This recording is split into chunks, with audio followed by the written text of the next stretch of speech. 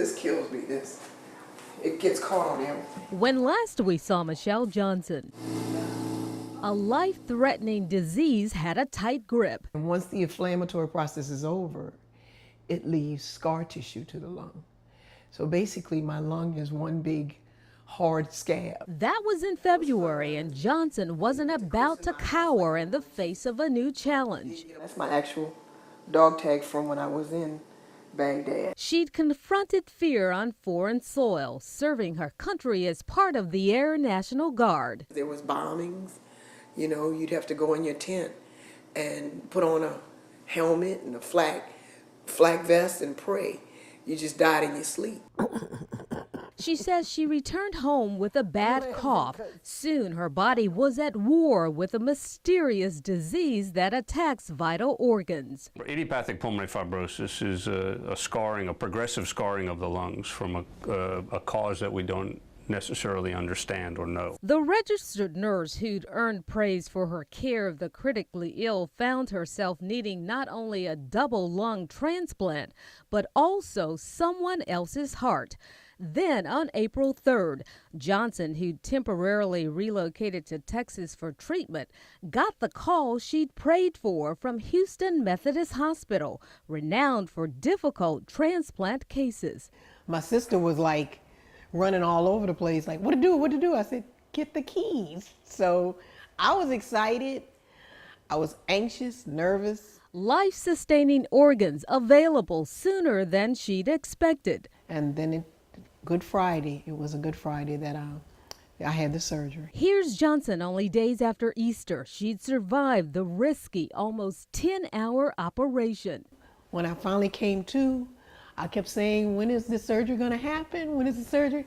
And my sister whispered in my ear, feel around. Although my hands were tied, I could feel tubes. She said, you've had the surgery. You're up now. I was feeling a lot better than I was. Housed inside her petite frame, a second chance at life. I have incisions on either side here, and I have one big one here where they went in and they lifted the rib cage up, and they were able to tuck the heart, do the heart and the lungs by tucking. So they didn't really break anything. They didn't have to crack ribs. They didn't have to go in with a saw. Only weeks ago, Johnson returned to work at the local VA as a case manager for cancer patients. Still, her immune system has to catch up. So I do have to be careful when I'm around crowds of people, and I do wear my mask. 20 pills await her on a good day. Anti-rejection, mycophenolate. Take it twice a day. Still having complications with eating. And I do have a tube in my stomach where I still get tube feeding. A potent drug regimen that's thinned her once full head of hair. But for Johnson, it's a small price, given the precious gifts she received. I got my organs from the same donor. I know nothing about the person, whether they were male or female. The only thing they told me about the individual was that they were younger than me. So I'm hoping I got some 30-year-old organs, you know, for this 51-year-old chick. She's not allowed to meet the donor's family for a year out of respect for their grief. Still, gratitude already wells up in her words. I would love the family to know the contribution, the decision to donate organs was such a tremendous thing, and it really gave me a new start. It really did, and my whole family is forever grateful for that. So what would you say to someone who's facing serious medical challenges at this time?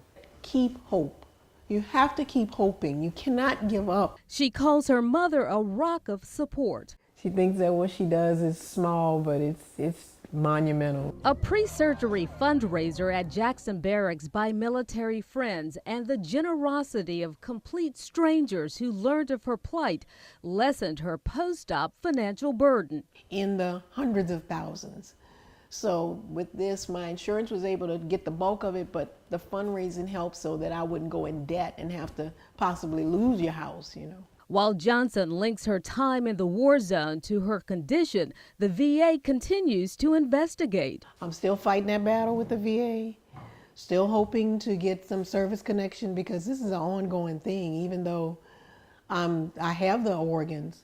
But that doesn't dominate her thoughts. It's a holiday season without oxygen tanks. It was just something I had to do for renewal, just a renewed spirit, renewed strength. As her new heart and lungs allow her to once again make plans for the future. I'm Sabrina Wilson, Fox 8 News.